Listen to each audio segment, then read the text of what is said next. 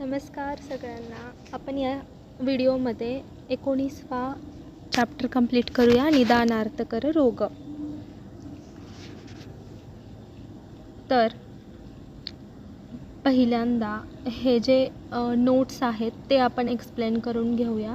नंतर आपण दुसरी प्लेलिस्ट बनवूया ज्यामध्ये एक बुक एक्सप्लेन करणार आहे आणि तिसरा पार्ट म्हणजे एक चॅप्टर कंप्लीट करण्याचा आपला तिसरा पार्ट हा असेल की शॉर्ट व्हिडिओ बनवले जातील ज्यामध्ये त्या चॅप्टरमधून कोणते कोणते क्वेश्चन्स येऊ शकतात, MCQ येऊ शकतात, LAQ, SAQ येऊ शकतात, ते सगळं एक्सप्लेन केलं जाणार आहे. तर या सिरीजमध्ये स्वागत आहे. आपला 19वा चॅप्टर चालू आहे, निदानार्थकर रोग. पहिला श्लोक बघा.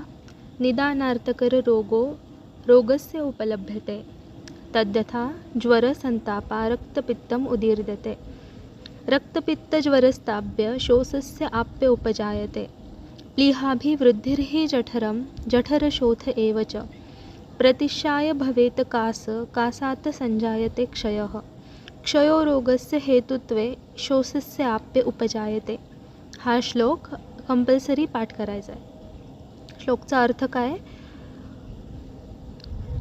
In which one disease serve as etiology for the another disease. एका आजारापासून दुसरा आजार कसा होतो, एक आजार दुसऱ्या आजाराचे निदान कॉझिटिव्ह फॅक्टर कसं बनतो याबद्दल श्लोक आहे आणि पूर्ण चॅप्टर पण त्याबद्दलच आहे.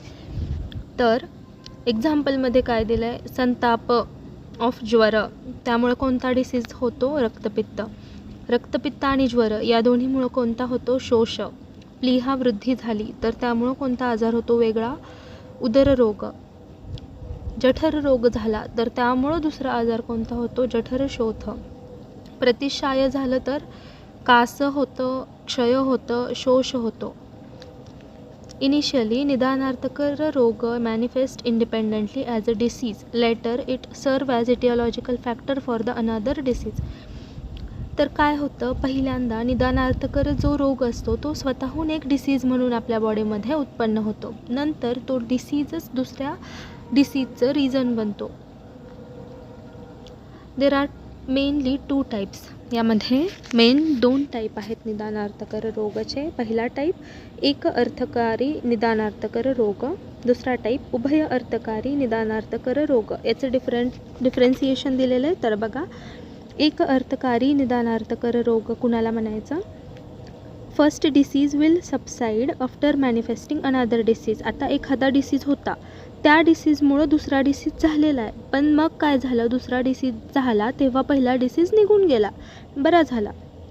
तर त्याचं एक्झाम्पल काय आहे? प्रतिशाय सबसाईड्स आफ्टर डेव्हलपिंग कास. प्रतिशाय आजारामुळं कास आजार झाल्यावर प्रतिशाय आजार नाहीसा होतो आपल्या बॉडीमधून. पण दुसरं टाईप काय आहे की उभय अर्थकारी निदानार्थकर रोग, ज्यामध्ये initial disease will persist after manifesting another disease. पहिल्यांदा जो डिसीज झालेला आहे तो तसाच राहतो दुसरा डिसीज बनल्यावर पण. जसं की रक्तपित्त झालेलं आहे आधी, त्याच्यामुळं ज्वरशोष झालं, पण मग ज्वरशोष झाल्यावर रक्तपित्त नीट नाही होत, दोन्हीही आजार राहतात.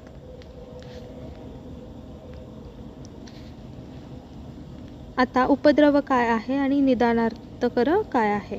उपद्रव complication of disease develop after improper treatment. Improper treatment झाल्यावर जे कॉम्प्लिकेशन होतात त्याला उपद्रव म्हणायचं. आणि निदानार्थकरमध्ये काय आहे? In which one disease serve as etiological factor for another disease. यामध्ये ट्रीटमेंट निदानाला दिली जाते. निदानार्थकरामध्ये काय होतं? एक डिसीज दुसऱ्या डिसीजचं कारण बनतो. ज्वरसंताप रक्तपित्तम उदीर्यते. इन बोथ कंडिशन, दोन्ही कंडिशनमध्ये द कॉज इज उष्ण ओनली. दोन्ही कंडिशनमध्ये कॉज काय आहे? तर उष्ण आहे. ज्वर should directly cause some affliction to the very अधिष्ठान कॉल्ड अर्षभ्यो जठर.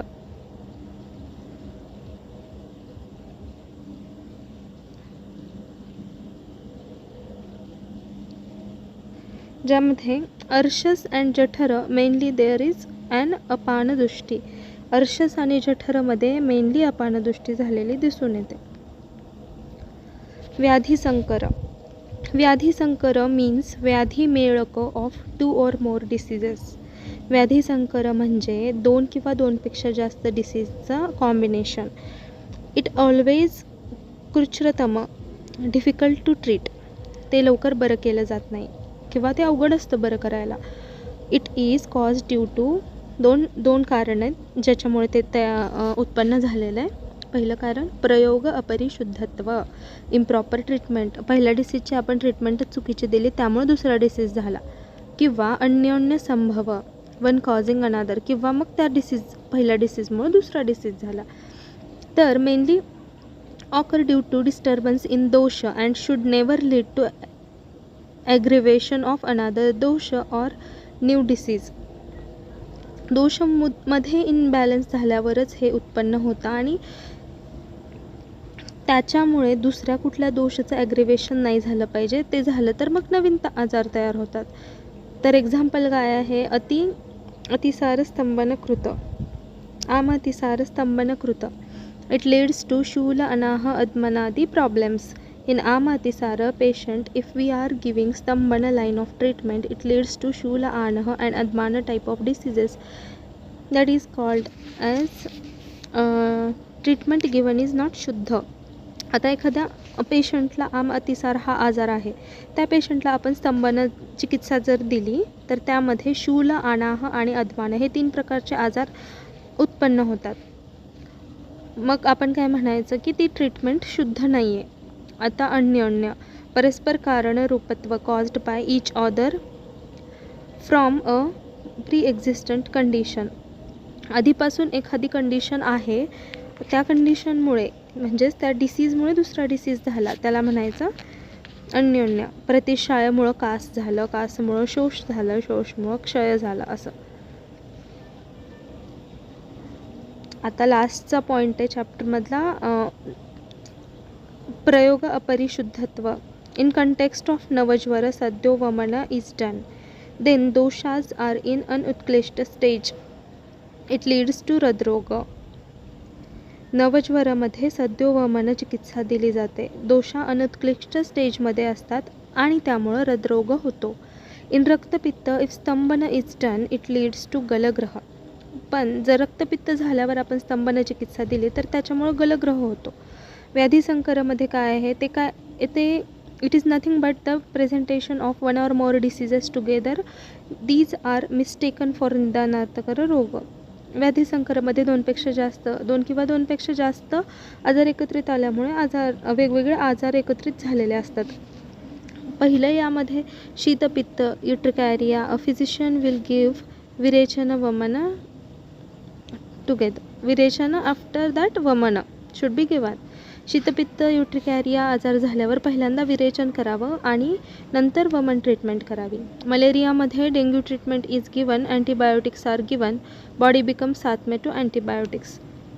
मलेरिया, डेंग्यू अशा आजारांमध्ये अँटीबायोटिक्स पहिल्यांदा दिले जातात आणि नंतर बॉडी त्या अँटीबायोटिक्सना साथमे होऊन जाते. आमवातमध्ये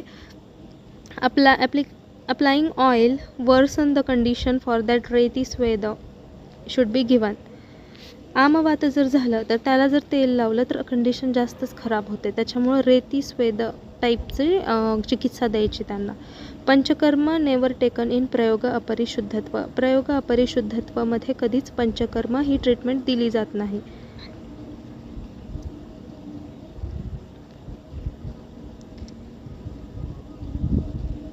तर हे आपले नोट्स एक्सप्लेन करून झालेत. याचं बुकमधलं एक्सप्लेनेशन पुढच्या सिरीजमध्ये येईल आणि त्याचे क्वेश्चन्स त्याच्या पुढच्या सिरीजमध्ये येईल. तर थँक्यू सो मच. पुढच्या व्हिडिओमध्ये आपण चॅप्टर नंबर 20 एक्सप्लेन करूया. Bye bye.